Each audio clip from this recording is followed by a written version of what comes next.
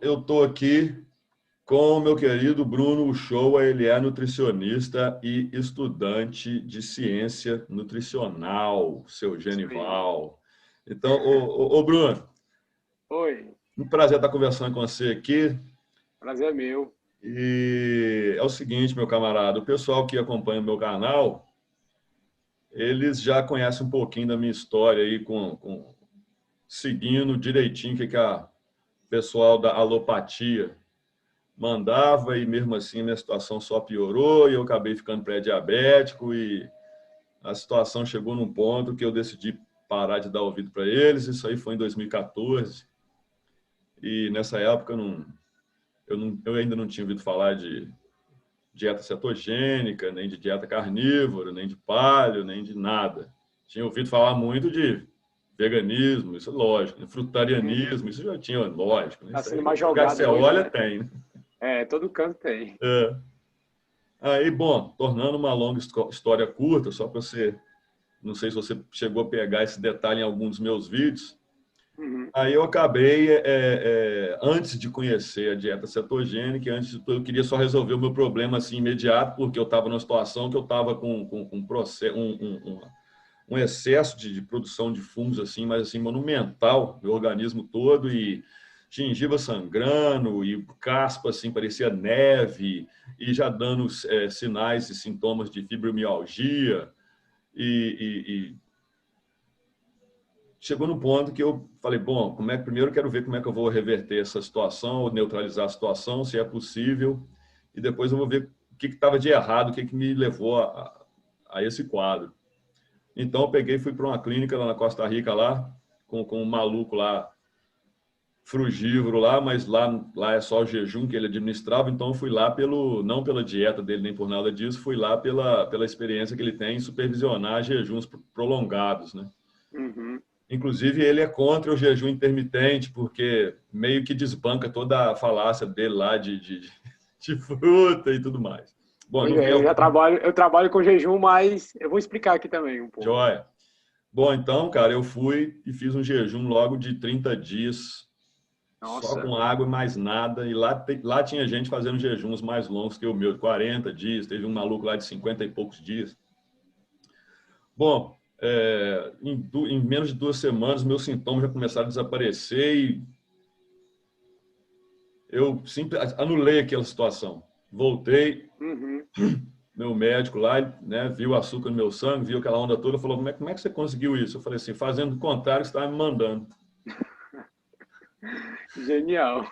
Eu falei com outras palavras, né? É, foi Então mais sucinto, né? fui bem mais sutil aqui para economizar tempo, né, bro? Uhum. Mas foi isso e nunca mais voltei, nunca mais. Bom, então através de pesquisa própria e pelo fato de eu dominar o inglês, porque eu já morei nos Estados Unidos 3 anos e falo inglês, e uma das minhas profissões é dar tutoria de conversação em inglês. Uhum. Então eu comecei procurando por depoimentos de pessoas que estavam apresentando os sintomas que eu estava apresentando. Então eu cheguei, né, na pré-diabetes e da doença celíaca, que aqui no Brasil, até então, o pessoal nem... Falei disso com o meu urologista, falei com isso com o meu clínico geral. O que é isso? Pois é, né? Fala, Foda, só te né? corta, só te corta no instante. O livro que eu tô lendo aqui se chama Hoje, né? É Barriga de Trigo. Fala É muito sobre o consumo de trigo, doença celíaca, exatamente isso. exatamente esse livro eu ia falar agora. Isso. O Tô lendo pessoal... ele, tô terminando, aliás. É, é. Essa aí era a próxima coisa, que na hora que você me cortou, eu ia falar exatamente Foi, isso. tá sintonizado aqui. Tá Eu ia sintonizado. falar que através desses depoimentos entrei em contato com o trabalho como é que chama? Do David, William Davis. William William, Davis. isso mesmo. Entrei em contato com o trabalho dele, com o livro Barriga de Trigo, e aí comecei, né? Aí cheguei pô, mas beleza, joia, mas primeiro eu quero acabar com essa porcaria aqui, porque eu tô com pressa, eu tô com medo.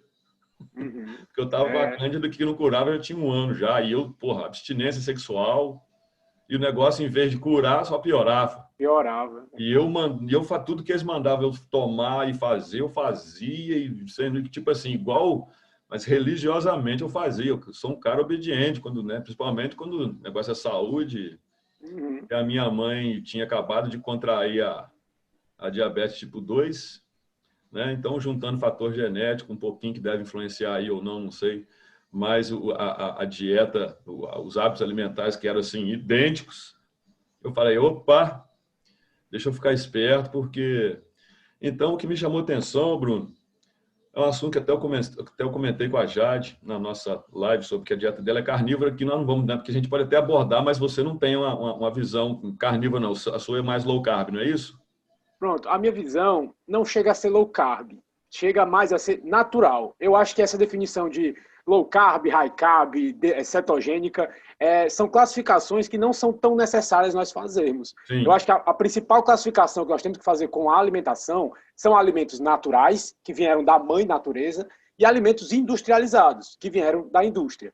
Quanto mais alimentos naturais nós consumirmos, mais saúde nós vamos ter. Agora, claro, dependendo do que você precisa para melhorar a sua saúde hoje, você vai ter que fazer uma dieta mais cetogênica, mais baixa em carboidrato. Porque você tem que sempre se basear no seu objetivo. Se você está com alguma doença, algum problema de saúde, o seu objetivo automaticamente passa a ser curar essa doença, passa a ficar saudável. Foi isso depois... que eu fiz. Pode falar.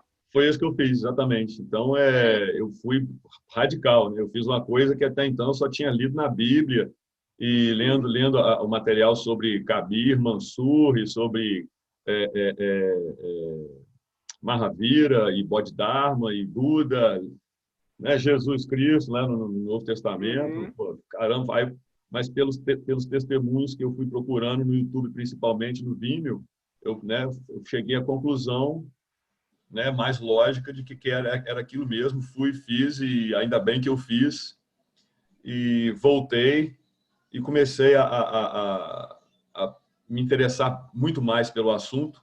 E estando ainda na Costa Rica, no meio do jejum de 30 dias, eu já ficava, assim, 90% do tempo que eu ficava online era aprendendo a cozinhar e olhando receitas, e ainda sem saber de nada. A coisa que mais me atraía eram as coisas onde tinha mais gordura possível. E sempre, desde criança, eu sempre gostei mais de carne, de queijo. A atração natural do ser humano, né? Tocando nesse assunto que você comentou há pouco tempo atrás, alguns segundos atrás, eu também não me enquadro em nenhum rótulo desse. É low carb, é cetogênico, é carnívoro. Eu gosto de ovo pra caramba, eu gosto de queijo pra caramba, eu gosto de tudo quanto é tipo de carne. Às vezes eu misturo carne com carne. Por exemplo, agora eu estou ali tá perdendo gelo ali, um contrafilé com uma capa considerável de gordura, e do lado dele ali 150 gramas de fígado. Pronto, ótimo. Então eu misturo os dois, entendeu? Aí frito 2 ovinhos, então corto um pedação de 200 gramas de queijo frescal. Minha alimentação é muito parecida. Ontem, meu almoço foi 2 carré suína aqui, se chama carré, que é como se fosse uma costelinha não é costela. Carré suína. Oi? Seria uma bistequinha suína? Pronto, exatamente. 2 bistecas suínas daquela, que tem aquelas gordurinhas do lado. Gosto, frango desfiado com um pouco de cenoura. Pronto. Esse foi o meu almoço. Pode crer. Eu gosto de colocar... rapaz, tem uma pergunta que eu estava guardando para te fazer. Ainda bem que você falou nisso, eu vou te fazer essa pergunta agora, porque o bom é que eu sempre gostei, antes de ouvir esse pessoal falando isso, eu sempre gostei dos crucíferos, principalmente os mastigáveis, igual brócolis e couve-flor. E depois pesquisando as receitinhas do low carb, eu vi que o pessoal fala assim, olha, o negócio é o seguinte, tudo bem que, né, a gente aceita a porcentagem aqui de carboidrato no que a gente come, mas a gente prefere não usar batata nem arroz, a gente prefere trocar isso aí pela couve-flor. E eu já sempre gostei da couve-flor, então comecei a pesquisar uns pratinhos para fazer, mas é uma pergunta que eu tenho, da minha ignorância, e eu tenho certeza que o pessoal que vai assistir a gravação desse nosso bate-papo aqui também pode ter muita gente, né, no meu canal, tem muita gente lá que também pode ter essa mesma ignorância minha. Então, por gentileza, Brunão, coloca aí nos termos que a gente vai entender, beleza? Por que o pessoal da low carb, cetogênico e tal, eles falam, olha, prefira a couve-flor ao arroz ou à batata? Por quê? Por que a couve-flor é melhor do que esses outros 2 itens? Porque o arroz e a batata, eles têm mais carboidrato por grama de alimento. Se você comer 100 gramas de arroz ou 100 gramas de batata, vai ter muito mais carboidrato que 100 gramas de brócolis ou 100 gramas de couve-flor, por exemplo. Porque o brócolis e a couve-flor tem muita fibra e água. Muita fibra e água. Tem carboidrato neles, mas é bem mais baixo. Enquanto o arroz e a batata não. Tem mais carboidratos, poucas fibras e pouca água também. É justamente o contrário. É por isso que as pessoas que seguem a filosofia low carb, mais baixa em carboidratos, preferem vegetais mais fibrosos, que tenham fibra e água. Tem carboidratos neles, mas é realmente em baixa quantidade. Vou aproveitar que você está falando isso e vou entrar no assunto que é o tema do nosso bate-papo aqui. Então é o seguinte, o que me chamou a atenção, olha só, eu tenho um grupo de estudos que é chamado Clube do Homem Independente, que é nosso foco lá é independência emocional e social, mas para a gente atingir isso, a gente estuda várias coisas. E um dos focos, que parece que não tem nada a ver com o assunto, mas tem tudo a ver, é a saúde física. Então, rapaz, a gente tem um grupo fechado também no Telegram, e ali a gente troca ali ideias sobre dicas de livros, literatura, tudo sem imaginar. E também vídeos. Aí, rapaz, eu não conhecia o seu canal, né? Nem te conhecia, e um dos membros lá do nosso clube, lá do nosso grupo de estudos, ele postou um vídeo seu. E, cara, foi até um vídeo depois que eu compartilhei também no meu... Eu tenho um canal no Telegram, né, que é um pouco diferente. É o do bacon, Bacon e frutas? Mas tem um outro que eu gostei muito, que ele chama assim, não caia nessa grande armadilha. Você postou isso aí tem acho que um mês atrás, não sei, se não me engano. Acho mais Mas você estava falando da parada da dissonância cognitiva, e isso aí me deu a ideia, né, a dissonância cognitiva nutricional. Acontece muito, é o que mais acontece. É porque esse foi o meu grande deve ser o grande problema, pelo menos eu vou falar dos brasileiros, porque eu sou brasileiro, conheço mais a cultura brasileira do que qualquer outra, apesar de eu ter morado fora do país há alguns anos. Mas é por causa desse, eu vou falar até assim, em termos mais assim, épicos, nesse dogma da tradição da mesa do brasileiro. Porque, olha só, quando eu fui para os Estados Unidos, eu tinha de 19 para 20 anos, e eu sempre fui famoso, bom, mas carne você encontra em qualquer lugar, mas eu sempre fui muito famoso também por gostar muito de feijão. Gostar muito de feijão, mas, porra, pessoal, entendeu? Então, Bruno, quando eu estava para ir para os Estados Unidos, o pessoal da minha família, meus amigos, falaram assim, velho, como é que você vai conseguir ficar lá nos Estados Unidos? Lá não tem feijão? É lógico que lá tem, pessoal, não sabia disso. Lá tem até muito mais variedades do que tem aqui, por causa da grande importação. Mas ninguém sabia disso. Então, eles, né, só acham que americano só come aquilo que passa nos filmes, né? Não sabe que tem supermercado lá. Pois é, então, né? Pessoal, porra, você não vai conseguir viver lá não, porque lá não tem feijão. Pô, eu olhava... Ele é mania de comer feijão, né? Entendeu? Então, assim, aquela mentalidade brasileira... E quando, as primeiras vezes que eu pensei no assunto, eu até entrei meio que em pânico por alguns segundos, mas depois os motivos que estavam me levando à viagem eram muito mais fortes do que qualquer feijãozinho, arrozinho. Foda-se, né? Eu me viro, né, cara? Foda-se. Mas... Então, porra, até, de vez em quando eu falo uns palavrão, deve até... Na hora que você for subir eu vi que nos seus vídeos você não fala palavrão não, né, bro? Eu não falo, é porque eu não tenho muito costume, mas não tenho muito problema com isso, não. Se você for subir essa conversa nossa no seu canal, pode ser que... Não, não tem problema não. Os vídeos lá pode ficar meio, pô, tiozão, desbocado, eu sou. Pô, fazer o quê? Não, tá tranquilo. Seja você mesmo. Tá no... Beleza. Então, mas depois eu falei, foda-se. Mas eu vi perfeitamente que, né, o ser humano pode se adaptar ao que ele quiser, a nossa mente é muito mais poderosa do que a gente imagina, e dependendo ainda, né, da individualidade de cada um, isso pode estar muito mais otimizado, pode estar muito mais intenso, né, variando de pessoa para pessoa. Então, cara, eu queria que você... fizesse uma elaboração, assim, para introduzir esse nosso assunto aqui para o pessoal que vai assistir a gravação, a relação entre essa dissonância cognitiva que você já falou naquele vídeo seu, que eu até recomendo o pessoal ir lá. Eu vou deixar aqui, debaixo desse vídeo aqui, o link do canal do Bruno Shoa. Bruno Shoa Nutri, porque se você colocar só Bruno Shoa, vai vir, eu acho que é um cantor de sertanejo, se não me engano. Tem um cantor lá no meio também. Não sei se é axé, não sei, eu só sei que eu vi lá, não, eu falei, isso aqui não é o Bruno. É outra coisa. Isso aqui é outra coisa, depois que eu vi que tem que colocar o Nutri, porque senão pode terra tudo. a pessoa fala assim, pô, o que o tiozão está indicando isso aqui? Bota o Nutri no final que dá certo. No final que dá certo. E vou botar o link para esse vídeo também, não cai nessa grande armadilha, porque sempre essa foi a minha abordagem, porque também lá no nosso grupo de estudos a gente estuda muito o Trivium, que funciona, não sei se você já ouviu falar, das 7 artes clássicas, né, as artes liberais, que fazia parte do currículo clássico e faz até hoje, mas só para o pessoal da elite. E é uma obra que te ensina a pensar criticamente, te ensina a identificar e superar, né, as falácias da lógica que existem tanto em conversa, quanto em postagem, quanto em documentários, quanto em livros, assim por diante. Uhum. Então,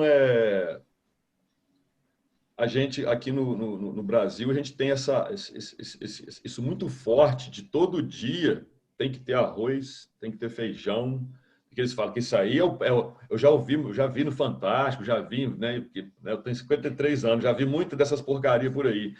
Então, nutricionista, médico, falam, não, o prato brasileiro é excelente, balanceado, aquilo ali é o equilíbrio, né? Então, arroz, todo dia tem que ter arroz, feijão, e todo dia, além de comer arroz e feijão, às vezes no almoço e na janta, o cara come pão no café da manhã e um pãozinho de tarde com café. Normal, isso aí é normal, o brasileiro é normal. Aqui em Minas, não sei aí onde você está, mas aqui também o pessoal gosta muito de angu também no meio daquilo tudo, e às vezes o cara no mesmo prato que tem arroz tem macarrão e feijão. Tem os dois, exato. Tem tudo junto. Aí põe uma saladinha, aí não. E um pedacinho de carne ali, só para dizer que tem, né? Tamanho... Na palma, meu Deus. Puta que pariu. Complicado, é complicado. Então, queria que você usasse aquela abordagem que você usou no seu vídeo lá, da não cair nessa grande armadilha da dissonância cognitiva, e falar desse dogma, né? Que eu estava falando nisso, agora voltei ao assunto, com esse dogma da tradição da mesa do brasileiro. Por gentileza, com vocês, pronto. Meu querido Bruno Shoa, vai lá. A primeira parte da dissonância cognitiva que eu queria falar é sobre os profissionais da saúde, né? Os nutricionistas em si. Hoje em dia, na ciência, já é visto que uma alimentação, você diminuindo calorias, focando na quantidade, não é um tipo de dieta eficiente e que vai durar por muito tempo o emagrecimento. Não é a melhor alternativa, uma dieta para diminuir caloria. Mas, mesmo assim, a maioria dos profissionais continuam passando esse tipo de dieta, justamente por essa dissonância cognitiva. Eles argumentam que vai ser a melhor opção, mesmo os estudos mostrando que é a pior opção possível. Eles aprenderam, foram educados a diminuir caloria. Na faculdade mesmo, você aprende a contar caloria. A faculdade é uma coisa muito engraçada, porque ela ensina uma parte certa, que no caso é a fisiologia humana, como o nosso metabolismo vai reagir aos alimentos, mas no final ela manda você jogar isso tudo fora, fisiologia, metabolismo, hormônio, e manda você começar a contar caloria e diminuir caloria, como se todos os alimentos fossem iguais, e você contando a caloria certa, independente do tipo de alimento, vai dar um resultado bom. Não faz nenhum sentido. Outra parte da dissonância cognitiva é justamente essa que você falou, de o brasileiro achar que o arroz e o feijão é essencial para ter uma saúde boa. E uma coisa que a gente pode quebrar facilmente isso é nós pegarmos, por exemplo, o Japão. O Japão é um dos países mais saudáveis que existe no mundo, quiçá o mais saudável, um dos mais, e eles praticamente não comem feijão. Eles têm uma alimentação um pouco mais rica em arroz, mas é muito rica em quê? Em frutos do mar. E eles praticamente não comem feijão. O brasileiro é um dos países que mais consome feijão no mundo. E é um dos países também que tem muita doença. Muitos obesos, diabetes, hipertensos, doenças no coração. É óbvio que o feijão não está ajudando tanto. Um exemplo também muito claro que é a minha avó. A minha avó, eu sempre ouvi da minha avó quando eu era menor, né? Tem que comer feijão. Feijão é da saúde, né? Feijão é rico em ferro. Pois é, assim, a minha avó falava sempre. A minha avó hoje, ó, tá cheia de doença, coitada, tá com diabetes, tá tomando um monte de remédio. O feijão também não ajudou tanto. E a gente tenta mostrar a realidade para ela hoje, mas como ela é uma pessoa de mais idade, a informação para poder entrar na cabeça dela é muito mais difícil. Porque ela passou a vida toda ouvindo uma coisa errada. E ela acha que aquela coisa errada vira verdade. Isso é a dissonância cognitiva básica de quase todos os brasileiros. Outra, agora que até puxei aqui o gancho, a questão do feijão e o ferro. Muita gente acha que o feijão é rico em ferro. Tem que comer o feijão porque ele tem muito ferro. É até verdade, o feijão tem ferro lá. Só que grande parte do ferro do feijão é um chamado ferro não M, que é muito difícil o nosso corpo absorver. Tem até ferro no feijão, mas o nosso corpo não absorve. Então é um ferro inútil, é o mesmo que você não está comendo. Diferente do ferro da carne. O ferro da carne é o chamado ferro M, que é um ferro de muito mais fácil absorção para o corpo. Então, quer ferro, coma carne. Se você estiver comendo feijão, vai ser quase que inútil. Outra coisa também é os aminoácidos do feijão. Tem a diferença de... Os aminoácidos são porções menores que compõem a proteína. E tem proteínas que são de mais alto valor biológico, que o nosso corpo absorve muito mais fácil a proteína, que no caso são as carnes. E tem proteínas de baixo valor biológico, que mesmo que você consuma elas, o corpo não vai absorver quase nada, que no caso são as proteínas de origem vegetal. Feijão, lentilhas, qualquer tipo de proteína texturizada, hidrolisada de soja, arroz ou qualquer outra. Então, o nosso corpo quase não vai conseguir absorver proteínas dali. Então, não vai ser de grande benefício para o corpo. E a outra coisa que a maioria das pessoas esquece, a maioria dos profissionais esquece de falar ou ignora, não sei exatamente. E claro, né, isso é uma parte da dissonância cognitiva que existe no campo da nutrição. E várias outras que existem em outros campos, e eu gosto de chamar também isso de matrix, né? Estamos inseridos em várias matrix no nosso dia. Outro dogma é o dogma anti-gordura. Muita gente, até mesmo nutricionista, acredita até hoje que gordura engorda, que gordura causa doença no coração, sendo que os estudos recentes já mostram que a gordura não tem nada a ver com isso. A causa principal de doenças hoje crônicas, né, que no caso seria doença no coração, diabetes, hipertensão, é o alto consumo de carboidratos. As pessoas estão consumindo muito carboidrato e aconteceu exatamente isso porque eles diminuíram gordura. Quando você diminui gordura, você tem que aumentar alguma outra coisa. E a proteína é difícil de aumentar, porque a proteína nos deixa muito saciados, é difícil você comer proteína em excesso, e proteína sempre foi um produto mais caro. Então você não conseguia comprar em grande quantidade. Então sobrou para os carboidratos, que eram mais baratos, e você conseguia comer em grande quantidade. E tá aí, o resultado você pode ver hoje. Milhões de pessoas com diabetes, sobrepeso, obesidade, doença no coração e várias outras doenças crônicas. Mas não precisa... a gente não precisa vir para tempos tão contemporâneos, tão recentes para ver isso, não. Por exemplo, eu lembro muito bem, eu nunca fui muito assim na escola, especialmente na área de exatas, eu nunca fui um aluno muito bom, não. Não fui um aluno muito bom, não, entendeu? Mas mesmo assim, eu entendi muito bem numa das minhas primeiras aulas de biologia, eu entendi muito bem que quando você come uma gordura, qualquer coisa que tem gordura, o seu organismo ele digere ela. E ela não a própria gordura não é transformada em gordura no que o seu organismo digere ela. E umas aulas depois, ou algumas aulas antes, ou se bobear até na mesma aula, camarada, a tia, sei lá, a tia Vera, a tia Regina, a tia Sônia, né? Ela falou assim, porque a gente é pequenininho, quando eu lembro isso, você foi quinta série, nem sei o que eles chamam quinta série hoje em dia. E ela também estava falando que quando você come qualquer coisa que tem qualquer amido, e eu lembro que ela falou assim para a criançada, amido é açúcar, para vocês entenderem o que é amido, é açúcar. Quando você ingere aquela porra, aquela merda é que quando você digere, aquilo é que vira gordura. Então desde criança eu sabia disso. Então, é por isso que essas coisas não faziam sentido para mim. Mas é aquele negócio, né? Na época, eu não tinha idade ainda para ter acompanhado como é que foi a vida e a morte dos meus 4 avós, que foram assim, trágicas em termos de saúde, e não tinha tido a experiência também de ter perdido meus pais, todo mundo, isso aí que eu estou falando, todo mundo doença inflamatória. Entendeu? E eu lembro muito bem que os antepassados deles não tinham nenhum dos problemas que eles tinham. Só para ter uma ideia, o primeiro caso, só te cortando aqui no instante, o primeiro caso de doença no coração registrado já na história foi em 1912, se eu não me engano, por volta disso. Antes disso, não tinha-se registros de doenças cardíacas. E naquele tempo, as pessoas comiam muito mais gordura que comiam hoje. E as doenças cardíacas eram muito raras. E hoje em dia, não. Hoje em dia, as pessoas comem menos gordura, mais carboidrato, e doença cardíaca, toda esquina você vê uma. Não, mas era isso que eu ia falar, porque eu observei, conversando com o pessoal de família, fazendo aquelas perguntas como quem não quer nada, perguntando coisas que para eles parece coisa boba, corriqueira, conversa de bêbado depois do churrasco, mas eu vi que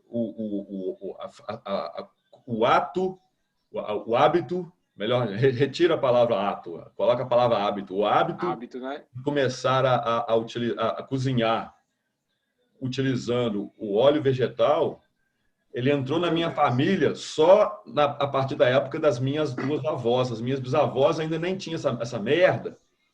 E elas usavam gordura de porco, banha de porco. Naturais. Tinha uma lata na época, que tinha uma lata até muito bonita, que era uma lata, era um cilindro dessa altura, e vinha ali dentro lotado com uma tampa que você abria. Essa tampa era uma tampa de você abria tinha abrir com aquele abridor de lata, não era aquela tampinha que você enroscava ali e destampava. E ali dentro vinha gordura de coco. De coco. Como se fosse um grande como se fosse um sabãozão, mas não era sabão, era gordura de coco mesmo que ele usava para poder cozinhar. Então eu comecei a ligar as coisas, né? E percebi também, à medida que o período da minha família onde nasceram os meus avós, tanto maternos quanto paternos, ele coincidiu também com um período onde que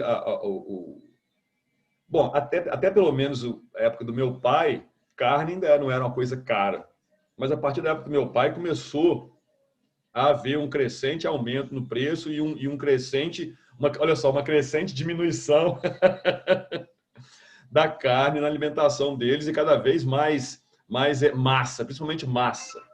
Porque era um produto mais barato, né? Você comprava mais facilmente. Tudo quanto é tipo de macarrão, ravioli, fettuccine, espaguete, tudo quanto é tipo, nhoque ficou uma coisa... Aliás, cara, o Bruno, qual que é o lance lá na Itália? Lá, o pessoal lá, essa minha pergunta não é uma pergunta tipo advogado diabo, não. Se bem que eu gosto de bancar o advogado diabo às vezes, essa pergunta ela não parte disso, não. Essa pergunta parte da minha total ignorância mesmo. Como é que é a saúde do pessoal lá na Itália? O pessoal na Itália realmente come muito mais massa, assim, ou isso aí é uma coisa que a gente pensa por causa de filme? Lá, a dieta deles é pizza mesmo, só macarrão?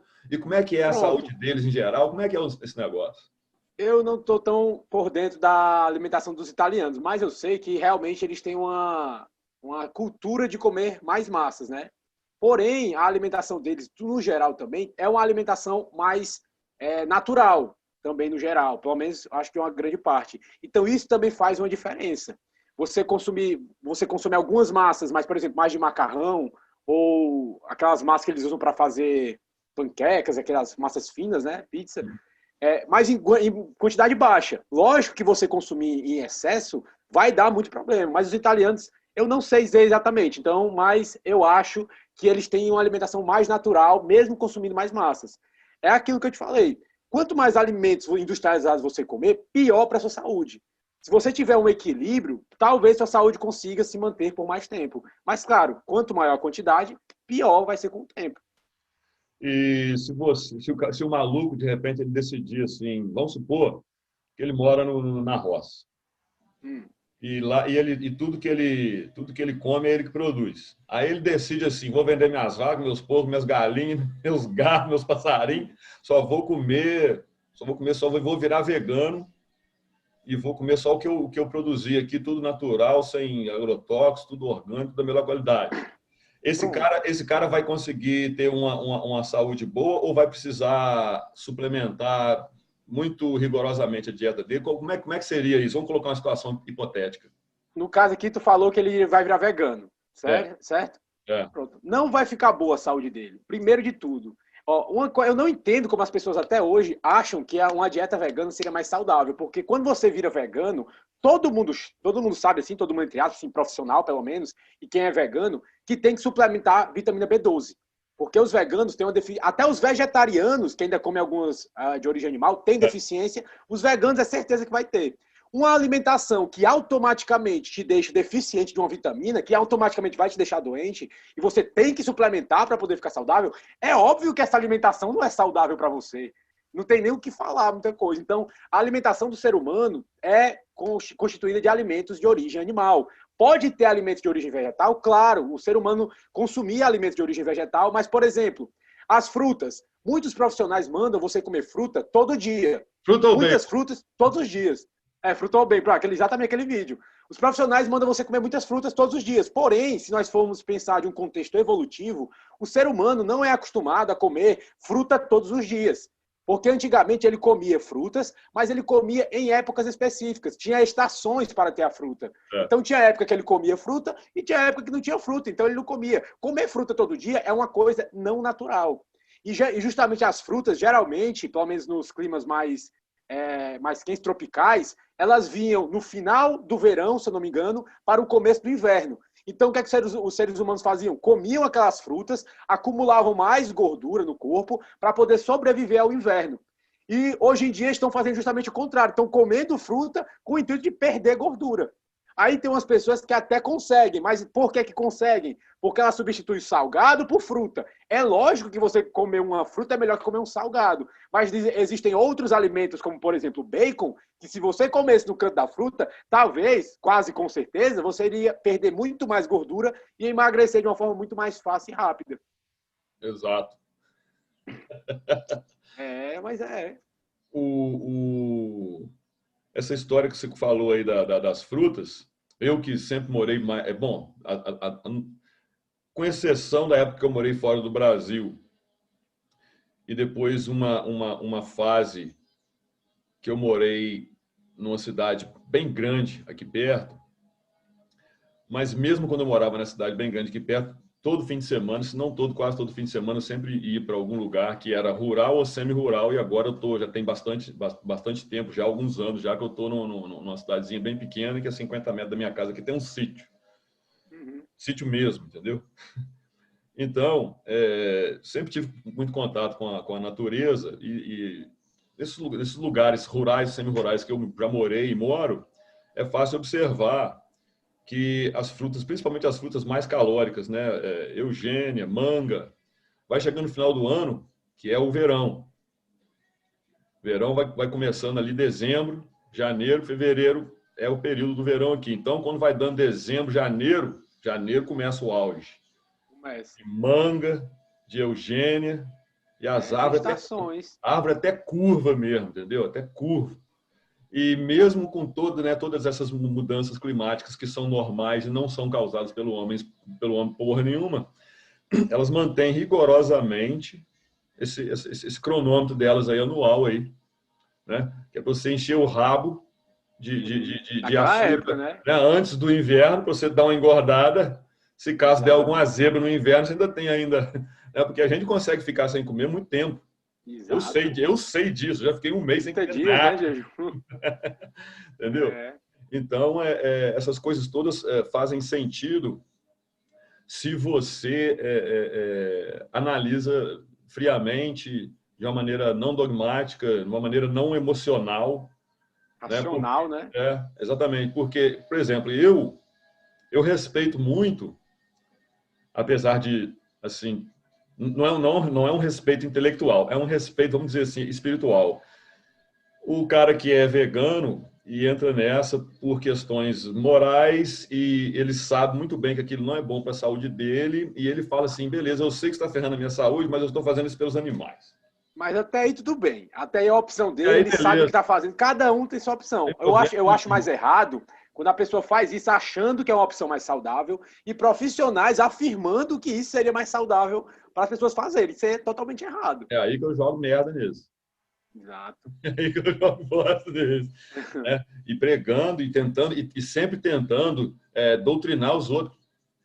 Exato. Eu não sei, tem algumas pessoas. Uma coisa que eu não concordo é o seguinte: antigamente eu achava, porque na minha concepção, eu só falava uma coisa quando eu tinha certeza do que eu estava falando. Exato. E para mim, na minha cabeça, eu achava que todo mundo fazia isso. Eu era meio ingênuo. Até o dia que eu percebi que tem muita gente que fala o que não sabe.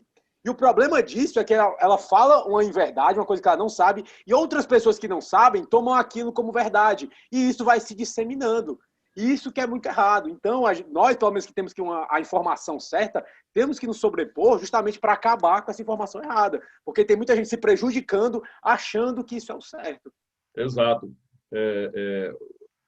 Quando eu acredito assim, a pessoa mais madura, a pessoa que realmente sabe do que está falando, a pessoa que mantém uma certa distância entre ela e as emoções dela e tenta analisar as coisas de uma maneira mais racional, a partir de uma certa distância, igual um juiz de futebol, né? Ser imparcial. As pessoas, normalmente, essas pessoas, 9,5 pessoas entre 10 delas, elas não tentam interferir na sua vida de maneira nenhuma, muito menos tentar falar com você o que você deve comer ou não comer. A menos que você, genuína e sinceramente, peça a opinião dela. Exatamente. Agora, os gaiatão, né? Pessoal aí que, né, acha que sabe, pessoal diplomado aí que, né, fode a vida de tanta gente. Pois é. Não precisamos nem falar nomes, não dá até problema. Né? Esse pessoal, normalmente, eles gostam de querer doutrinar e falar e meter o bedelho na sua vida e o que você deve, o que você não deve. Então, essa aí é o meu único problema que eu tenho com o pessoal vegano. Entendeu? Mesmo porque, no que diz respeito àquela parada que eu falei com você, naquela areazinha onde eu fico quieto quanto à sua decisão de virar vegano, né? Eu sei que faz mal, eu sei que estou me fudendo, eu estou vendo que eu estou me fudendo, meus exames dizem que eu estou me fudendo, mas eu vou continuar por causa dos animais. Mesmo assim, né? existe, por exemplo, é porque existem maneiras de você consumir produto animal e maneiras de você consumir produto animal. Então, em assuntos que vão desde de religião, masculinidade, hábitos alimentares, até assuntos mais técnicos, a área mais técnica disso,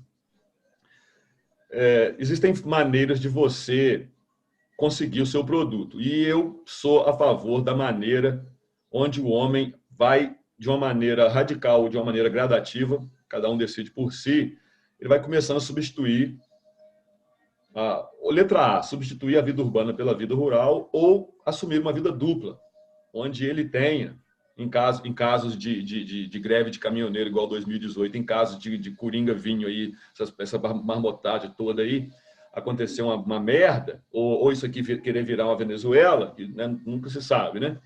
Então, o cara tem uma propriedadezinha rural, do tamanho que for, onde ele pode ter ali o seu refúgio. Então, eu sei, se você for pesquisar abate de gado, não precisa nem ser outros animais, não. Só, vamos naquele que é o mais fofinho, que os veganos mais, que são as vaquinhas e os boizinhos. Então é o seguinte, não interessa os ratos, os pássaros, os coelhos que são mortos por causa da cultura, da monocultura, isso não interessa para eles. Né? Mas então vamos falar da vaquinha. Vamos falar da vaquinha. Então vai. Então é o seguinte, se você colocar aí, né, abate, técnicas de abate, processo de abate, colocar aí no YouTube, aí vai aparecer vários vídeos. Então vai aparecer vídeos de português de Portugal mostrando como é que é na Europa e mostrando como é que é no Brasil. Então existem técnicas de abate, quando você tem o estonteador do animal, então você vê que é uma técnica totalmente, né, entre aspas, aí, humana, de você abater o animal e o animal não sofre nada, não vai ver nada. É como se o cara chegasse ali, desse anestesia geral nele e tchau. Só que a anestesia geral, apesar de ainda ser um instrumento caro, né, mas você pode usar ele para quantos animais a cada vez que você tem que trocar alguma coisa ali. Né? Mas ainda é mais barato, que eu acho, que uma anestesia para cada um, anestesia geral para cada animal daqui. Né? Então, depois que o animal foi ali, né, estonteado ali, já está fora de si ali, não interessa como é que é o processo. Apesar de que você vai agora ali julgar a higiene, a menor ou maior higiene na qual aquilo ali é feito. Tudo bem. Agora, ainda existe... Agora, tudo bem, você tem que levar em consideração também que quando a câmera está ali filmando os caras ali, né, eles pegam mais leve, entendeu como é que é? Eles correm menos para fazer aquele processo ali, mas não interessa. O que interessa é que, pelo menos no hemisfério norte, predomina o estonteamento do animal ali antes, né, através daquele martelinho não sei se é de ar comprimido, não sei como é que funciona aquilo. Acho que é ar comprimido, sim. Ar comprimido, né? Também vejo o cara que cria, né, o gado que ele consome, o porco que ele consome. E a grande maioria deles não nem estressa o animal antes de matar. Porque eu estou acostumado a criar e matar. Então, não tem nem essa, Bruno, de pegar, amarrar o animal pelo pescoço, levar ele até um lugar ali onde que, entendeu, ele já começa a ficar e amarra ele, e ele está vendo você ali afiar a faca, entendeu? Não tem nem nada disso. Simplesmente onde ele está acostumado a ficar solto ali de manhã ali. E hoje você pode fazer isso com a carabina de ar comprimido 6.0 que já tem. Dá para você abater mesmo até um garrote, aí sei lá, de 500 quilos, aí você abate com e já cai duro na hora. Então, o porco tá ali, tranquilão ali, você joga uns milhozinhos ali, ele tá ali, felizinho da vida ali, catando os milhozinhos dele, ele nem vê, você chega ali, nem precisa chegar muito perto, não, com a 6.0, pum, já caiu, velho, acabou, não tem... Ele morreu feliz. Não estresse, teve nada. Nada. Entendeu? Então, tem esse tipo esse outro estilo, que é o que eu mais gosto. Mas aí o pessoal que já está no esquema, já tem, pelo menos ele tem uma chácara. Mesmo que ele tenha a vida dele. Vamos supor, no seu caso, você é nutricionista, mora na cidade grande e tal, mas também o Bruno também tem uma chacrinha também ali, a uns, sei lá, 10 quilômetros da cidade, onde ele está no pé. Eu penso em ter minha própria comida. Realmente ter um cantinho para criar meus animais. Eu penso nisso. Justamente porque nunca se sabe o que tem nos alimentos aí industrializados, não. Exatamente. Pode ser mais natural que for, eles podem colocar alguma coisa, como é que eu vou saber? Exatamente. Vou esperar o governo fiscalizar isso aí, esse governo aí que não presta para nada? Eu que não vou esperar, não. Tá louco. Então, quando a gente vê qualquer filme, documentário, pró-veganismo, que eles sempre gostam de mostrar crueldade. Então, eles pegam a minoria, que aqui no Brasil ainda não é minoria, não. No Brasil ainda está meio zoneado isso ainda. Tá meio bagunçado mesmo. Você vai pegar aí, já indústria de abate aí, sabe essa máquina que o boi entra, aí tem uma janelinha na frente, ele entra a cabeça, o negócio, aí a máquina vira ele de cabeça para baixo? Naquela hora ali, já era para ele estar estonteado. Mas você vai ver que aqui no Brasil e lá fora também, ninguém cortando garganta do touro aí com ele vivão, cara. Eu acho um absurdo isso. E outra. Com certeza. Nem é certo você corta. Você corta. Você não pode, na mesma hora que você corta a jugular dele, você não corta a traqueia dele. Isso é errado fazer isso. Por questões de higiene, até, várias questões. Né? Então, você fica realmente meio... Eu sou contra esse tipo de abate. Aliás, eu sou contra essa quantidade toda de gente que tem no planeta. Eu não estou aqui falando que o planeta está superpopulado. O planeta está longe de estar superpopulado. Cabe muito mais do que 7 bilhões aqui. Mas eu acho que não tem necessidade nenhuma, nem de 5, nem de 4 bilhões. Não precisa dessa quantidade de gente que tem aqui. O ser humano se espalhou muito, né? Ele tá causando... grande quantidade e a qualidade cada vez, como diria o Chico Anísio, a qualidade do salário. Não. Entendeu? Então tem muita gente, a maioria das pessoas não merece o ar que respira, muito menos a carne que come, né? Então, mas isso aí é outro assunto. Para outro bate-papo. É lógico. Mas, mesmo assim, a indústria, com a fiscalização, todo mundo tem celular, e não sabe como é que é. Então, tá caminhando para cada vez mais um abate mais humano, mais limpo, mais higiênico. Né?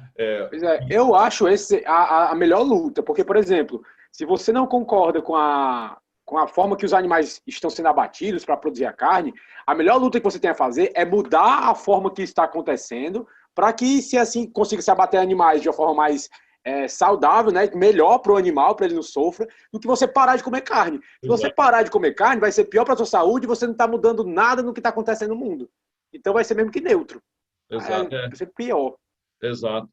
Se de repente todos os sapatos do mundo começassem a causar um certo problema no pé, o pessoal, então, em vez de boicotar... Mudar o sapato, vou parar de usar sapato. Vou parar de usar sapato. Não, vai boicota as firmas que fazem sapato pai, o uso das firmas que estão fazendo sapato bom. Exatamente. Ou então, melhor ainda, que eu acho que todo mundo devia fazer, é começar a valorizar o profissionalzinho ali, que faz a mão ali, ou então você aprender a fazer.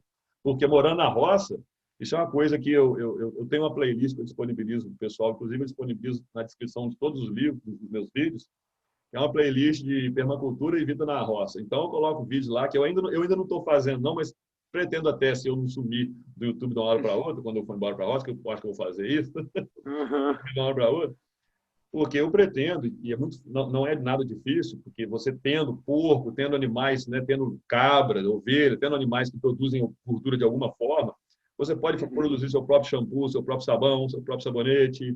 E tudo orgânico, tudo natural, né? Tudo natural, você não está, entendeu? Enchendo o saco de ninguém, você não está judiando de bicho nenhum. É a melhor coisa. Você compra a sua carabina de pressão 6.0, né? Que o resto você aprende em vídeo tutorial do YouTube. Entendeu? E tudo no YouTube você consegue aprender. Até fazer bomba se você quiser. Exatamente. Metade do YouTube é lixo, mas a metade do YouTube é um tesouro. Você tem que saber. Você consegue aprender tudo, exato. Tem que saber usar, né? A internet em si. A internet tem o lado bom e o lado ruim. Se você usar a internet para ficar sem fazer nada, se entretendo com sites que não estão te agregando em nada, é um lado ruim. Agora você pode usar a internet para agregar conhecimento, conhecer coisas novas, aprender coisas novas, saber como usar, né, no caso. Você pode usar a internet para assistir Felipe Neto, Whindersson Nunes, você pode começar a estudar história, geografia, nutrição, de uma maneira alternativa, não seguindo a mainstream, né? Porque eles estão todos vindo para o YouTube. Uhum. Rede Globo no YouTube, né? Essa besteira no tudo pro YouTube agora. Tá vendo tudo essas meio lixaiadas, né? Porque a galera abandonou eles, estão acompanhando a galera, né? Então, esse é outro problema do povo brasileiro, né? Que assim, se não apareceu na Rede Globo, não é real, não é verdade, não aconteceu, não presta pra nada. Mas eu acho que está mudando já essa realidade. Antigamente, eu acho que era muito mais forte, porque eu acho que as pessoas em si estão se renovando, né? Estão mais inseridas dentro da internet. Lógico que a Rede Globo ainda tem muito poder, mas eu acho que está diminuindo a cada dia, a cada semana. Por isso que ela está querendo ir para a internet. Justamente porque o poder dela assim, de alcance, eu acho que está diminuindo com o tempo. A internet está pegando muito espaço. Mas, Bruno, você falou no começo a respeito, né, no caso de um avô, de uma avó, um tio mais velho, você convencer as pessoas de certas coisas que para elas já virou até dogma já, né?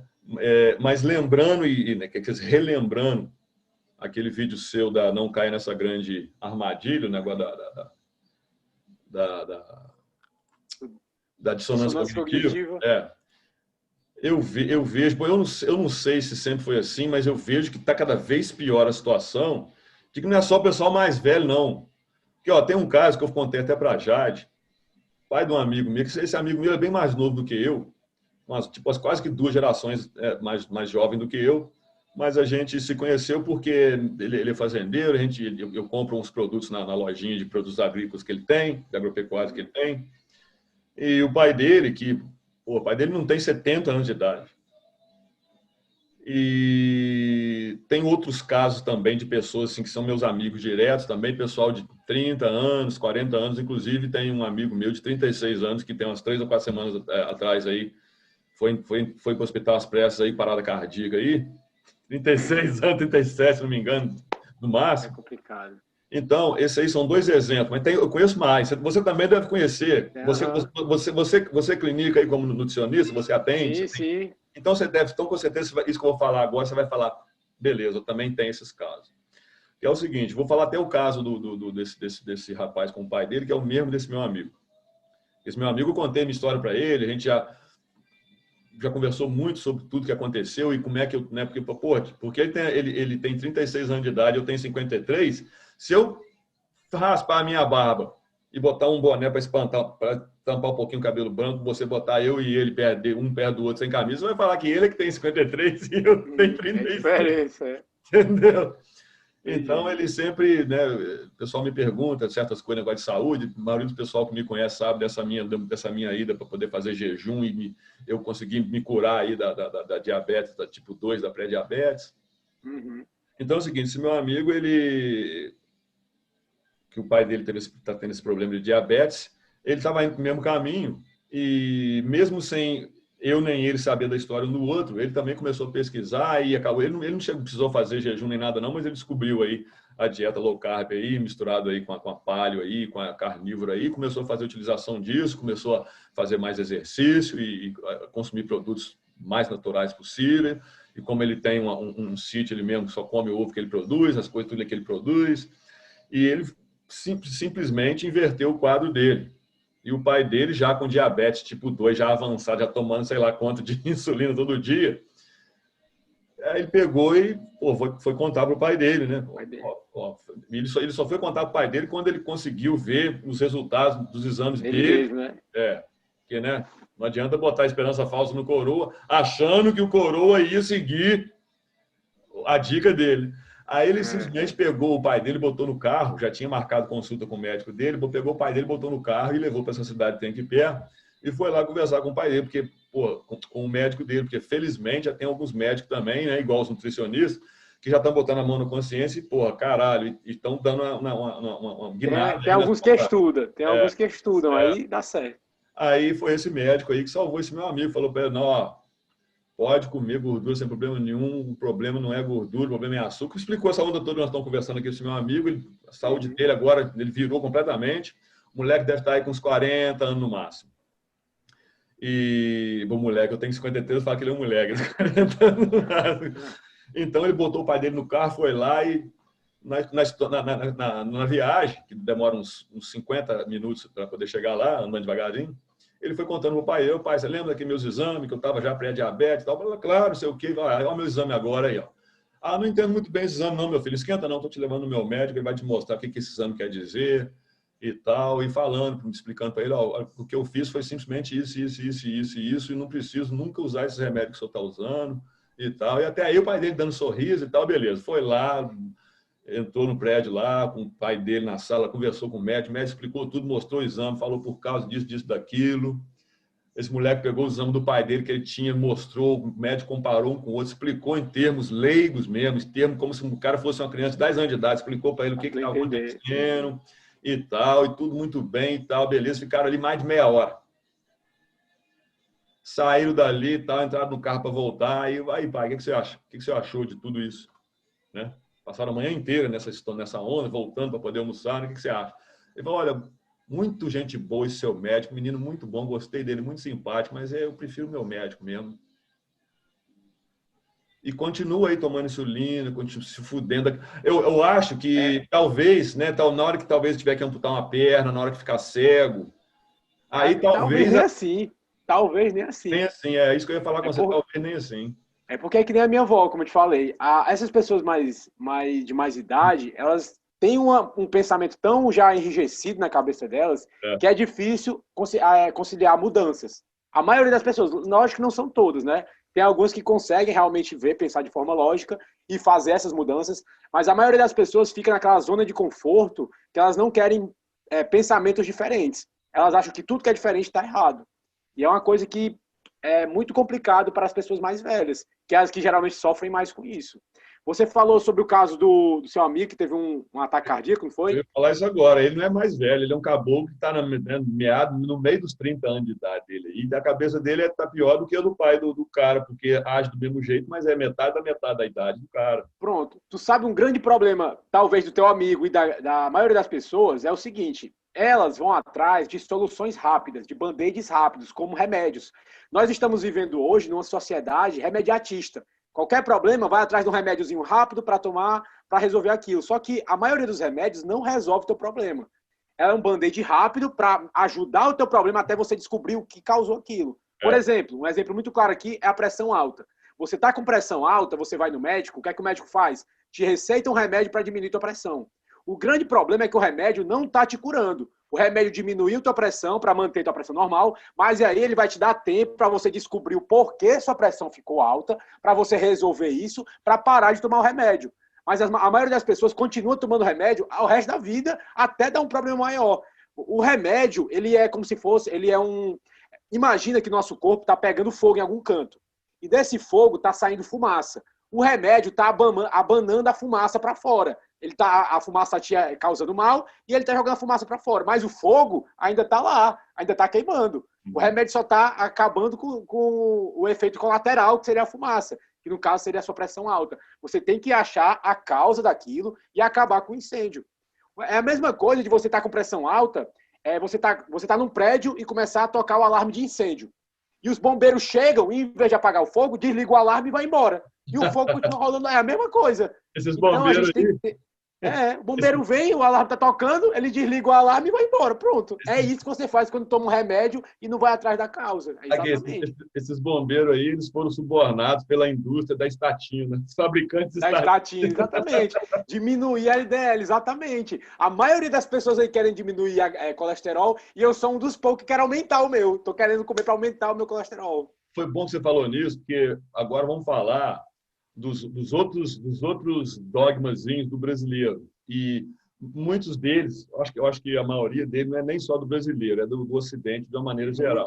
Pode até ser que seja do Oriente também, mas eu não fiz nada deles com isso daqui, então vamos falar daqui. Né? Então, por exemplo, esses dogmas, a gente acabou de falar aí do negócio da gordura, falamos até da estatina, que tem até a ver com a entrevista do doutor, eu sempre esqueço o nome dele, do doutor Dwight Landell. Dr. Dwight Landell, ele é eu deixei o link no vídeo, no último bate-papo que eu fiz com a Jade, vou deixar o link aqui também no mesmo aqui, do canal dele. E eu já botei essa entrevista dele em um dos meus vídeos, mas nos vídeos mais longos, eu estou pegando essa entrevista, estou editando ela para fazer só essa entrevista. Não é nem uma entrevista, é um depoimento dele, que deve durar no máximo aí uns 15 minutos. Vou postar no meu canal, legendado, eu mesmo estou legendando, porque esse camarada, ele é um cardiologista vivo ainda. Hoje ele é atleta, desgraçado velho, tem quase 70 anos. E ele é um cardiologista que era assim, cardiologista já de sucesso, com mais de 25 mil cirurgias esses enxertos, né? Enxerto coronário. Sim. Ele já tinha realizado, camarada que já estava assim, estabelecido dentro da profissão, né? Respeitado pela comunidade médica, pela comunidade dos cardiologistas, né? Nome grande ali em Houston. E ele começou a ficar muito indignado com a quantidade de reincidência dos pacientes dele. E aí ele começou... eu fico até meio puto, porque precisa de tanto tempo para depois de tanto... Né, um dos cardiologistas falar assim, peraí, por que a gente não começa a preocupar o que está causando os entupimentos das veias do que em desentupir as veias? Exatamente. Quando começou a estudar sobre isso, depois que ele acabou de realizar os estudos dele, sabe o que ele fez? Ele abandonou cardiologia. Abandonou a cardiologia e montou uma clínica de reeducação alimentar. Tá certo. Ele viu que estava enxugando gelo. Entendeu? Exatamente. Aliás, né? Então, o que está causando? Ele falou, o que não tem nada a ver com gordura, no colesterol. A gente precisa de colesterol, nosso cérebro, nosso organismo, tudo a gente precisa de colesterol. 25% do colesterol do corpo está no cérebro. Inclusive, uma melhor absorção de proteína depende de uma quantidade de gordura estar ali junto. Vários nutrientes de vários vegetais, principalmente esses vegetais que têm essa coloração avermelhada, igual a folha da beterraba e vários outros. Não esqueci o nome do nutriente que tem ali, que se você comer só aquilo ali, vegetal ali, você não vai absorver, mas se você colocar um pouco de gordura junto ali, daquele prato ali, você vai conseguir absorver. Então, ele vai explicando isso tudo. Né? Inclusive, ele faz a prevenção também das doenças através de uma supervisão alimentar que ele vai passando para os pacientes deles. Ele não é nem paciente mais, são os clientes da clínica dele. Né? Ele falou assim que eu me sinto muito satisfeito e muito honrado de o meu público agora ter trocado o status de paciente para cliente, porque eu não lido mais com gente doente. Evita que eles fiquem doentes, né? Meu trabalho agora é proativo. Não tem que chegar ao ponto de eu ter que te abrir o seu peito, meter ali, limpar, tirar aquilo ali, ainda arrancar uma veia da sua perna e depois ainda ter que meter um par marca-passo em você. Isso é uma brutalidade totalmente desnecessária. Mas aí explicando, e não precisa da explicação dele, porque isso aí está online, todo mundo pode ver a propaganda massiva que a indústria farmacêutica, a indústria açucareira, a indústria dos produtos processados tem feito desde a década de 50, usando televisão, cinema, livros, né, para poder jogar a culpa do amido em cima da gordura. Né? Então, o Dr. Dwight Landell é um camarada que também teve muito a ver com os meus estudos, as conclusões que eu cheguei. E agora eu vou pegar esse pedaço do vídeo e vou botar ele sozinho. Só o doutor falando ali com a galera o que aconteceu, o que não aconteceu, com a legendona grandona, amarelona em português, né? Porque brasileiro é foda, né? Galera, o inglês é fundamental, principalmente na área da saúde. Com certeza. Todos os principais estudos estão tudo em inglês. Se você for procurar estudo em português, meu amigo, fica muito ruim. Então, o que eu estou lembrando aqui agora, se você lembrar de algum outro desses mitos, desses dogmas, né, que tanto o brasileiro quanto o pessoal do Ocidente... Você falou aí da cirurgia do coração, eu lembrei agora da bariátrica, fazer a cirurgia bariátrica. que eu acho um absurdo a cirurgia bariátrica, porque é um desrespeito que você tem com o seu corpo. Você cortar metade do seu estômago fora. Porque o que acontece? Você corta o seu estômago fora para poder comer menos, né? Seu estômago fica pequeno, não entra comida, você até consegue emagrecer. Mas se você continuar no mesmo ritmo alimentar que te engordou a princípio, você vai poder engordar de novo. Cirurgia bariátrica não garante emagrecimento pro resto da vida, não. E fora isso, você fica cheio de deficiência de vitamina, porque você corta fora partes do estômago que absorvem algumas vitaminas. E outra coisa que é o seguinte, você faz a cirurgia bariátrica, diminui o estômago. Depois de fazer a cirurgia bariátrica, você tem que ajustar a sua alimentação. Só que você pode não fazer a cirurgia bariátrica e só ajustar a sua alimentação. Basicamente é isso. É as duas opções que tem. Faz a cirurgia e ajustar a alimentação ou só ajusta a alimentação. Não tem muito sentido fazer cirurgia bariátrica. Eu acho realmente um absurdo. Ô, Bruno, olha, a grande maioria, eu sei que é redundante falar grande maioria, mas eu gosto de enfatizar, né? A esmagadora maioria dos problemas de saúde, eu estou falando de problema de saúde só, não estou falando mais nada. A grande maioria dos problemas de saúde do homem pode ser resolvida só usando bom senso e lógica. Pode, com certeza, com toda certeza. O grande problema é que a maioria não consegue usar nenhum bom senso e a lógica. Porque tem pessoas que, eles veem o resultado dos meus pacientes perdendo peso, mês a mês, semana a semana, muito peso, comendo o quanto eles querem, comendo muita gordura, sem passar fome, mas eles não conseguem acreditar. O cético, muito cético, eles veem o resultado, veem pessoas próximas a eles e não conseguem acreditar. Mesmo com argumento, eu dou todos os argumentos lá nos meus vídeos, todo argumento de tintim por tintim, explico o máximo que eu posso, e mesmo fazendo sentido, eles não conseguem acreditar. É muito complicado. Tem algumas pessoas que tem que realmente bater a doença, tem que bater mesmo forte, para ele tentar buscar algo extra, né? Exato. Algo fora do comum. Exato. Outra coisa se você comer... Tem um maluco aí, né, mais um alopata aí no YouTube aí, que ele fala a parada assim, se você comer carne todos os dias, você vai inflamar. Você vai pegar câncer. Complicado. Você comer carne, no máximo 2 pedaços de carne por dia. E qual o tamanho do pedaço? Na palma da mão. Ô, Bruno, que você tem, qual a resposta você dá a essa afirmação? Eu acho assim, qualquer coisa, qualquer informação que qualquer pessoa te fale, não importa se é um profissional formado, se usa jaleco, tem diploma, não importa. Você tem sempre que olhar, pelo menos na parte da alimentação, olhar de uma perspectiva evolutiva. Nada na biologia faz sentido, exceto à luz da evolução. Durante toda a evolução humana, nós, seres humanos, viemos consumindo carnes. É uma coisa natural. O nosso corpo está adaptado a consumir carnes. Quanto mais a nossa alimentação hoje se aproximar dos nossos antepassados, a alimentação que nós tivemos durante a evolução humana, essa vai ser a melhor alimentação para nós. Eu até citei no último vídeo que eu falei de uma reportagem que eu vi que uns cientistas descobriram um outro planeta. Um planeta novo aí na galáxia, universo, não sei. E nesse planeta era muito parecido com a Terra. Tinha muitas características parecidas com a Terra. E perguntaram para esses cientistas se esse planeta era melhor que a Terra para o ser humano viver. Seria melhor, né? E a resposta do cientista foi o seguinte: nenhum planeta que existe hoje, ou vai existir na face na galáxia, vai ser melhor que a Terra para o ser humano viver. Porque o ser humano veio evoluindo durante milhões de anos, se adaptando ao planeta Terra. Então, o ser humano, o melhor tipo de ar, a quantidade de ar é o da Terra. A melhor quantidade de tudo que existe nesse planeta, no planeta Terra, é o melhor para a nossa saúde e para nós vivermos. Porque o nosso corpo veio se adaptando a isso. A mesma coisa nós podemos trazer para a alimentação. O nosso corpo veio evoluindo durante milhões de anos comendo alimentos naturais, que vieram da natureza. E principalmente carnes, porque antigamente nós éramos nômades. A agricultura só foi descoberta há cerca de 12 mil anos atrás. 12 mil anos pode parecer muita coisa, mas comparado aos 2,5 milhões de anos de evolução, é basicamente nada. Então, durante todos esses milhões de anos, nós estávamos comendo muitas carnes de animais que nós caçávamos nos locais que nós íamos, porque nós ficávamos indo de um local para outro.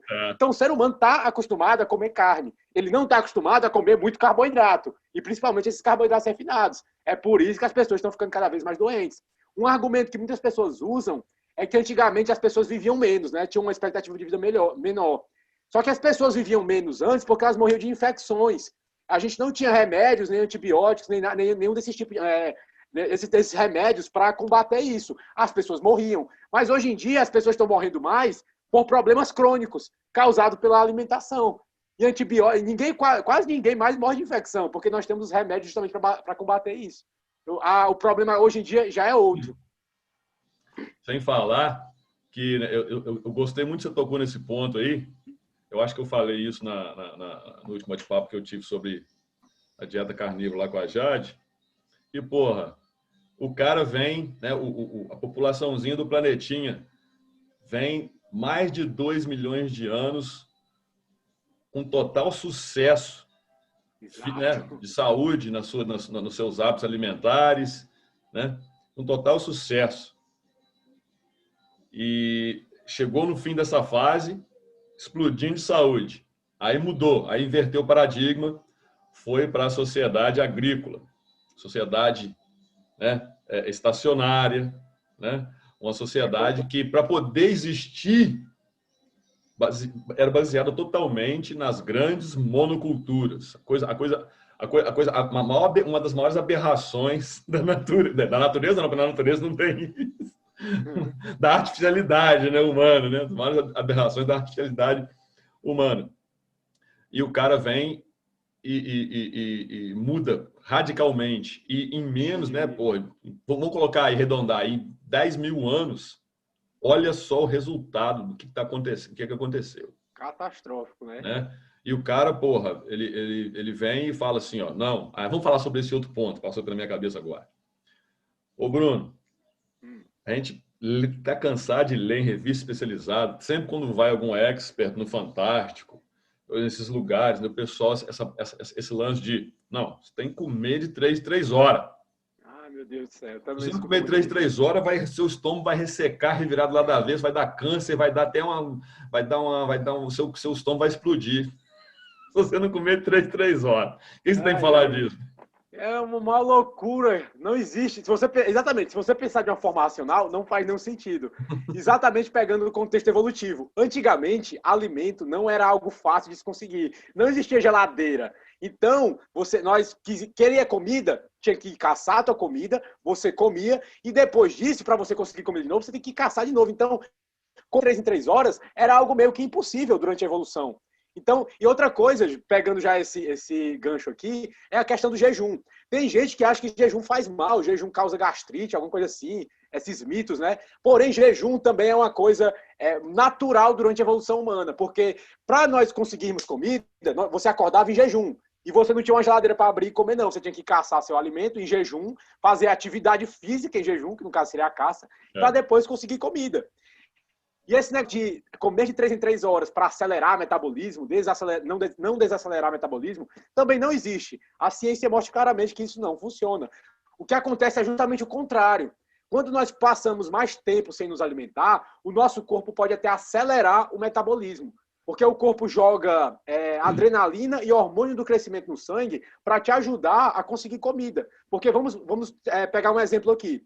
Vamos dizer que nós vivemos aqui há 20 mil anos atrás, no tempo dos homens das cavernas. E nós saímos para conseguir comida. E por alguma azar da vida, nós não conseguimos comida. Passamos o dia com fome, não conseguimos nenhuma comida. Se o nosso metabolismo desacelerasse, ficasse mais lento, nós ficássemos mais fracos, no dia seguinte ia ser mais difícil ainda conseguir comida. Ou seja, nós íamos morrer. Não tem nenhum sentido evolutivo. O que acontece é o contrário. Quando você fica esse tempo sem se alimentar, o teu corpo entra em um estado de sobrevivência. Ele joga um turbo metabólico, entre aspas, hormônios no teu sangue, para acelerar teu metabolismo, aumentar teu desempenho, para te dar mais chance de conseguir comida no dia seguinte, porque ele tem que sobreviver. O nosso corpo é muito inteligente. O grande problema é que tem alguns médicos e cientistas que acham que sabem mais que a evolução. E eu não sei se você já parou para pensar, mas desde que a nossa nutrição ficou mais científica, a nossa saúde só piorou. O grande exemplo é o ovo. O ovo nós sempre estivemos consumindo durante toda a evolução humana. Pega ovo ali, não era todo dia, mas quando a gente encontrava ovo, era um alimento muito apreciado. Todo animal gosta de comer ovo, porque é um alimento, tem tudo lá para se iniciar uma nova vida. É um alimento muito nutritivo. E o ovo, na nutrição, ora é ruim, ora é bom. Ora é ruim, ora é bom. O ovo sempre continua o mesmo. O que muda é a perspectiva em relação ao ovo. Então, esse monte de coisa nós temos sempre que levar em consideração. Então, volta aquele aspecto. Ponto de vista evolutivo. Sempre nós temos que pensar de um ponto de vista evolutivo. Faz sentido à luz da evolução? Se não fizer, provavelmente não está meio que errado isso aí. Excelente, excelente. Galera, ó, recomendo muito mesmo vocês se inscreverem no canal do Bruno, o Showa Nutri. Põe o Nutri, lá, senão vai ouvir sertanojo ou então... Bota o Nutri no final. Bota o Nutri no final. Mas é excelente. Ô, Bruno, então vamos encerrar esse bate-papo aqui. Mais para frente a gente faz outros. Vamos encerrar isso aqui com outra parada que eu vejo muito pessoal comentando, tem muita dúvida, mesmo quando a gente responde, depois aparece outro que não viu perguntando, então é sempre bom falar nisso. Aproveitar que você também é um camarada que malha com peso e se exercita, tem um pessoal da malhação aí que está sempre pergunta, porra, eu vou conseguir, porque ninguém tem que ter esse negócio na cabeça, né? Sem carboidrato não vai conseguir ganhar massa, porque tem que tomar whey protein, porque tem que tomar deca, porque tem que tomar as bombas, porque... Mas se essa dieta low carb aí, cara, como é que eu vou fazer? Só vou comer só mais proteína e gordura e só um pouquinho de carboidrato? Como é que eu vou fazer? Eu tenho que comer pelo menos 10 bananas antes do meu treino, com aveia ali, mel e sei lá mais o que, e botar não sei mais o que ali. O que você tem para falar disso? Pronto, eu tenho muita coisa para falar. Primeiro é o seguinte, ó. Antigamente, eu sempre fui uma criança gordinha. Pode não parecer, se você olhar meu corpo hoje, mas eu sempre fui uma criança gordinha. É até por isso que eu me apaixonei pela nutrição. Desde criança, eu sempre estava buscando alimentos, porque você é uma criança gorda, você sofre muito. Pelo menos eu sofri bastante. Sofri bastante. Então, a alimentação sempre estava envolvida na minha vida, desde criança. E lá pela adolescência, eu meio que resolvi emagrecer, queria emagrecer de todo jeito, mas eu emagreci de um jeito errado. Eu fiz o quê? Parei de comer. Eu simplesmente fiz meio que um jejum forçado, eu praticamente quase não comia. Comia bem pouquinho no dia e pronto, não comia mais. Só que eu perdi gordura, emagreci, consegui, mas perdi gordura, perdi músculo junto e fiquei muito magro. Aí nessa época da adolescência, meu objetivo virou outro. Eu queria agora ganhar massa muscular.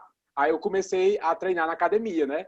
E na academia, eu não sabia, eu achava no começo que o que ia me dar massa muscular era os treinos, né? Só treinar. E eu treinava e comia muito, mas o resultado não vinha. Eu aumentava um pouco, mas não tinha aquela definição muscular que é o que a maioria das praticantes de musculação almeja, né?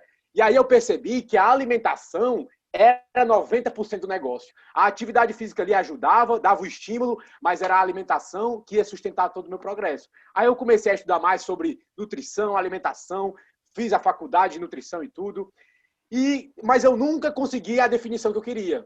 Mesmo tomando suplemento, tomando termogênico, tomei muito suplemento na minha vida, que hoje eu considero a maior burrice que eu fiz na minha vida, gastei muito dinheiro de suplemento, que eu era um ignorante. Hoje em dia eu já não tomo suplemento, porque para mim na minha cabeça não faz sentido. Porque só cortando aqui, suplemento, o nome já diz, suplemento alimentar. Tem que suplementar uma alimentação que já deve estar adequada. Se a tua alimentação está adequada e mesmo assim você precisa de alguma coisa a mais, aí usa o suplemento. Mas quem precisa geralmente de suplemento é atleta de alto rendimento, pessoas que trabalham com isso. Nós, meros mortais, se tiver uma alimentação adequada, não vai precisar de suplemento. Aí depois, eu passei muito tempo treinando na academia, consegui até um corpo legal, mas com uma alimentação com carboidrato, porque eu também tinha essa mesma mentalidade. Eu achava que tinha que ter o carboidrato para fornecer energia, para eu conseguir ganhar massa muscular, enfim. Até o momento que eu parei de treinar na academia, eu cansei e comecei a treinar em casa, fazendo calistenia. Não sei se você já ouviu falar. Eu faço barra paralelo todo dia. Pronto, exatamente. Atividade com peso do corpo. Eu comecei a calistenia e adorei. Comecei a pesquisar sobre calistenia, tipo de exercício, enfim. E aí eu comecei a encaixar, eu comecei a estudar mais sobre nutrição, ver essa parte de low carb, dieta mais baixa em carboidratos, como funcionava. Entrei mais a fundo nesse nicho e comecei a aplicar em mim mesmo. E eu percebi que ao mesmo tempo que eu consegui ganhar muita definição com baixo carboidrato, eu ganhei bem mais massa muscular. Ao mesmo tempo. Coisa que, se você perguntar para pelo menos para a maioria dos nutricionistas, é impossível. Ou você perde gordura, ou você ganha massa muscular, justamente por causa desse pensamento do carboidrato. Mas, na verdade, não. Com uma alimentação baixa em carboidrato, você pode, ao mesmo tempo, perder gordura e ganhar massa muscular. E uma coisa que eu acho que me ajudou muito era porque eu comecei a fazer atividade em jejum. E quando você faz atividade em jejum, o teu corpo secreta mais GH no sangue, secreta mais hormônio do crescimento. Então, eu considero isso meio que um anabolizante natural do próprio corpo. porque ele te ajuda a manter tua massa muscular, quiçá aumentar, e a tua gordura vai ser queimada, porque a gordura é um estoque de energia que vai ser utilizado. O grande problema é o seguinte, se você começar a treinar em jejum com a alimentação, por exemplo, você está fazendo uma alimentação alta em carboidrato, e amanhã você vai começar a treinar em jejum, com pouco carboidrato do nada, você pode se sentir fraco, porque você acostumou o seu corpo a sempre utilizar a energia do carboidrato. Você passou meses e anos sempre usando carboidrato e o teu corpo está acostumado a usar o carboidrato. Você precisa de um período de adaptação com baixo carboidrato para o teu corpo voltar a utilizar a gordura do teu corpo como energia e assim você vai conseguir bem mais resultado. Eu gosto muito de citar uma paciente minha que ela me procurou não para perder peso, ela me procurou mesmo para ajeitar a alimentação dela, para ter uma alimentação mais saudável. E no primeiro mês, que foi uma alimentação realmente baixa em carboidrato, que eu uso para poder regular o metabolismo de todos os pacientes, ela conseguiu perder 2 quilos de gordura e ganhar 1,5 kg de massa magra. Isso treinando na academia. E ela me falou que ficou muito surpresa, porque ela disse que quando ela queria perder gordura, ela até conseguia. Ajeitava a alimentação, perder gordura. Mas ganhar massa muscular, ganhar massa magra, ela nunca tinha visto isso. E ela disse que estava até com o pé atrás, porque ela comia muita gordura, muito fígado, muita carne. Ela achava que ia acabar engordando, mas na verdade não. Perdeu gordura e ganhou massa muscular ao mesmo tempo. E então, esse negócio do carboidrato não é verdade. O teu corpo consegue pegar energia da gordura. E é até uma energia bem mais eficiente.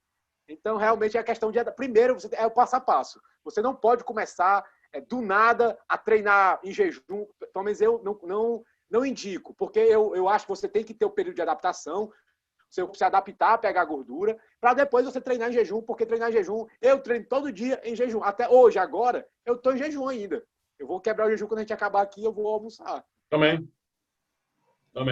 Bom, então, pelo que eu entendi, para poder facilitar para o pessoal ainda mais lerdo ainda, então é o seguinte, então um camarada que está com essa dúvida, então ele está pensando assim, porra, eu estou malhando já tem não sei quantos anos aí, ou quantos meses, e eu estou no mundo do carboidrato, mas eu quero mudar isso.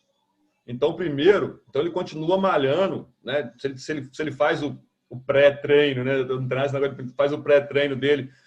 E, primeiro, antes dele cortar o pré-treino e já ir direto nesse negócio, primeiro ele continua mantendo o negócio pré-treino, mas vai mudando a alimentação dele na hora do almoço, começa a mudar para low carb. É isso? Pronto. O que eu faço com meus pacientes é o seguinte: se você já estiver fazendo alguma atividade física, você diminuiria os carboidratos, acrescentaria mais carboidratos, proteínas e gorduras naturais na alimentação e manteria o treino. Se você já estivesse treinando, né? Já estivesse com esse esquema de treino. Mas não treinaria em jejum agora, por enquanto. Treinaria sempre comendo alguma coisa antes para o teu corpo poder usar como energia. Depois do segundo mês, no caso, você já poderia começar os treinos em jejum, que, na minha opinião, te ajudaria ainda mais, tanto na queima de gordura, quanto para manter massa muscular ou até aumentar a massa muscular. Então, no segundo mês, você poderia começar. Agora, se você não tiver acostumado a praticar atividade física, eu não te aconselharia a começar os dois ao mesmo tempo. Começar a atividade com baixo carboidrato. Eu te aconselharia primeiro a ajustar a tua alimentação, porque 90% do resultado é a alimentação. 90%. 10% vai ser a atividade física. A atividade física ajuda, claro, te dá mais saúde, vigor, vitalidade, mas emagrecimento, perda de gordura, é 90% da alimentação. Então, no primeiro mês, você ajeitaria a sua alimentação, diminuiria os carboidratos, e no segundo mês, já adicionaria junto a atividade física. Na minha opinião, seria a melhor estratégia. Joia. Então, a única dúvida que ficou restando é o seguinte: enquanto ele está reajustando a alimentação dele de predominantemente carboidrato para uma low carb, e ele continua treinando, vamos supor que ele treina todo dia de manhã, e ele gosta de fazer o ranguinho dele antes de manhã. Esse ranguinho ele vai ser um ranguinho que vai continuar igual era antes, só carboidrato, ou já vai colocar, ou vai substituir, eliminar o carboidrato desse rango pré-treino dele, botar só proteína e gordura? Como é que vai ser esse rango pré-treino dele durante a transição? Já elimina, porque se você estiver comendo muito carboidrato, mesmo essa refeição, dependendo da quantidade, vai atrapalhar muito a adaptação do corpo para poder queimar gordura, para usar a gordura como energia, porque esse é o objetivo do primeiro mês. Fazer o teu corpo pegar a gordura. Eu gosto de falar isso para meus pacientes, que é como se fosse... Tu já viu aquela função do nosso celular, que é voltar à função de fábrica, que dá tipo um reset no celular? Não sei disso, não. Não? Pronto, o celular geralmente tem isso, que dá tipo um reset. Esse primeiro mês funciona como isso no nosso corpo. Esse primeiro mês serve para dar um reset no nosso corpo e fazer ele voltar a funcionar como ele deveria estar funcionando. Pegando a gordura, que é uma reserva de energia, e utilizando como energia do corpo. Porque provavelmente, se você tiver uma alimentação alta em carboidrato, teu corpo não está conseguindo fazer isso. Então, o primeiro mês tem que ser baixo em carboidrato. Tem que ser, não usa muito carboidrato. Mesmo continuando o treino. Pode treinar, aí faz a refeição antes, mas a refeição antes vai ser como? Gorduras e proteínas. Entendeu? Aí depois você treina. E mês que vem, você não precisa nem fazer essa refeição antes. E só uma dica que eu daria era você não treinar assim que terminasse de comer.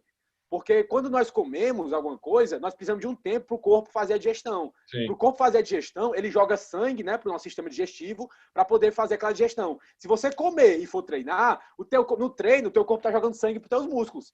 Então vai ter parte do sangue indo para o sistema digestivo e parte do sangue indo para o músculo. Tu não vai ter nenhuma digestão boa e nenhum treino bom. Então você come, depois de 2 horas, 1h30 no mínimo, você pode treinar depois. Entendeu? Então, beleza. Então, para acabar isso aqui, se alguém perguntasse assim, ô Bruno, me dá uma ideia aí, porque eu não tenho nenhum, me dá uma ideia aí, qual seria um ranguinho que você recomendaria para eu mandar de manhã, umas 2 horas antes de eu ir treinar? Pronto, o que eu costumo chamar de café da manhã dos campeões. Café da manhã dos campeões. Bacon, ovos e queijo. Ah, moleque. Bacon, ovos e queijo. É o café da manhã dos campeões. É o melhor café da manhã que existe. Então não tem muito para onde correr, não. Aí você pode fazer... Geralmente eu pego o bacon, né? Frito de um lado e de outro. O bacon solta a própria gordura dele. Eu já aproveito aquela gordura, frito os ovos ali. Se quiser, bota o queijo também depois. E come tudo. E a gordura que fica na frigideira, não deixa a gordura na frigideira. Derrama a frigideira todinha assim no prato e come a gordura toda do bacon. Não deixa nada. Aí, moleque. É desse jeito. Muito bom, muito bom. Então, ó, esse bate-papo foi do caramba. Vamos encerrar por achei aqui. massa também. Vou falar com o Bruno daqui a pouco para ele deixar a mensagem dele final aqui, mas antes dele deixar o goodbye dele aqui, quero te recomendar, você que está assistindo esse nosso bate-papo aqui, a dar uma olhadinha aqui, tanto na descrição abaixo desse vídeo aqui, dessa nossa conversa, quanto no primeiro comentário que eu vou fixar, vou deixar o link para o canal do Bruno, o Show Nutri, para você ir lá dar uma olhadinha nos vídeos dele lá. Você pode ter certeza, você que me conhece sabe que se não fosse coisa boa, não ia indicar. Né? Então, Bruno, suas palavras finais aí para a galera aí do canal Tiozão. Bem, pessoal, espero ter tirado algumas dúvidas de vocês aí, né? Ter ajudado para vocês seguirem uma alimentação melhor, mais saudável, que vai tanto ajudar vocês no emagrecimento, que muitas pessoas querem, mas ao mesmo tempo ajudar na questão da saúde, que eu acho a principal, que é uma coisa que muitas pessoas têm esse erro na cabeça, que muitos acham que tem que emagrecer para ficar saudável. A maioria das pessoas fala, não, tem que perder peso para ficar saudável. Na verdade, não. Você tem que primeiro ficar saudável para depois conseguir emagrecer. Quando o seu corpo está com excesso de peso, está com muita gordura, é um sinal do corpo dizendo que tem alguma coisa errada. E por isso você está com muita gordura. Para você perder essa gordura de uma forma mais fácil, mais rápida, primeiro você fica saudável. Quando você fica saudável, automaticamente você vai perdendo peso e gordura de uma forma bem mais fácil. Eu costumo falar para os pacientes que eles me procuram querendo perder peso. Eu não entrego perda de peso, eu entrego saúde. Com a saúde, eles vão conseguir perder peso. Mas eu espero ter ajudado aí. Vocês podem também me seguir lá no meu canal, como o Tiozão falou, porque lá eu coloco tudo que eu sei, eu dou tudo de mim naquele canal também, boto muita coisa. E se vocês assistirem o vídeo, não precisa nem de consulta comigo. Lá tem tudo que vocês vão conseguir. Numa consulta comigo também. Então, acho que por enquanto é isso. Excelente. Então, eu quero terminar aqui agradecendo todo mundo que está assistindo, agradecendo todo mundo que está indo lá se inscrever e dar uma clicada também no sininho lá no canal. Dá uma clicada no sininho sempre que sai vídeo novo, você ficar sabendo. O pessoal aqui sabe que a minha tendência é chamar de Mr. Show. Mas eu tentei ficar repetindo o nome dele, que é para o pessoal lembrar de colocar o Nutri no final. Você por acaso, senão não vai escutar um sertanejozinho aí, né? Não, porque mesmo avisando, fala só, não, ó, o link está aqui na descrição, o link está no primeiro comentário. Tem sempre alguém mais leve. Qual que é o canal do cara? Então, você digita lá, Bruno Show, com CH, centro circunflexo no O, Nutri no final. Nutri. Aqui é o Tiozão. Muito obrigado pela sua audiência. Aquele abraço de sempre. Over and out.